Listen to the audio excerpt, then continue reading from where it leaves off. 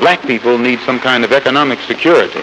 And the only way that this will be gotten is if the Negro leadership develops enough maturity on its part to show our people how to set up these enterprises, business enterprises, or develop some type of industry and create equality of opportunity. But instead of doing this, as a rule, the Negro community has condemned the white man. After the white man has set up a factory, then they'll go, while the Negro is setting up a church, the white man is setting up a factory. And after the white man gets his factory set up, the Negro preacher will teach his congregation to go and accuse the white man of practicing discrimination because he won't employ them in their factory. And it doesn't take any more money to set up a factory than it does to set up a church. So what Mr. Muhammad says is if the Negro preacher can raise millions of dollars to set up churches and at the same time doesn't have the ability to set up and establish and run a factory that will create employment for his own people, while the white man is out of his mind to let the Negro preacher tell him who to employ unless that Negro preacher can prove his ability to set up some kind of economic enterprise himself.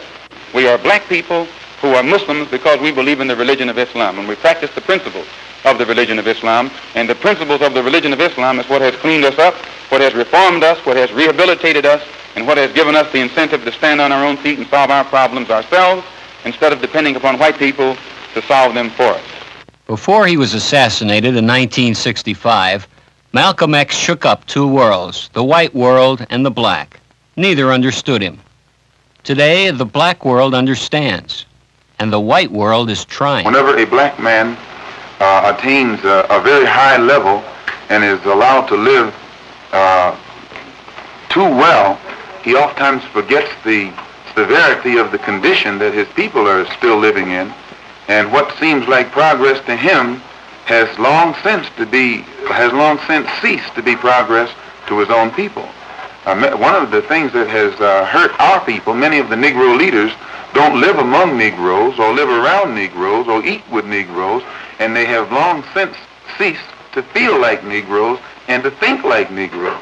And then when you come along and meet a Negro who still feels like a Negro because he's catching hell like a Negro, and when he speaks like a Negro, he shocks you because you haven't heard one for a long time. Sooner or later, when you take 20 million black people and make them fight all your wars and pick all your cotton and work all your jobs, and still you never give them any real, honest recompense for what they've done, sooner or later, their patience and their confidence and their allegiance towards you is going to wear thin.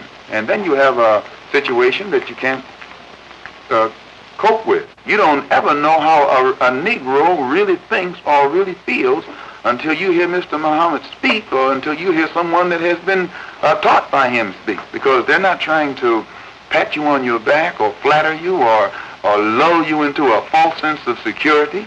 They're letting you know the reality of their condition, and the white man himself is intelligent enough that he knows if the white is as intelligent as the white man is, or has been in the past. If he knew the intensity of the dissatisfaction and impatience that is building up in the minds of the masses of these black people, you wouldn't see him running around here calling Mr. Muhammad a hate teacher. He would look upon Mr. Muhammad as an alarm clock that's doing him a favor, waking him up out of his sleep before it's too late.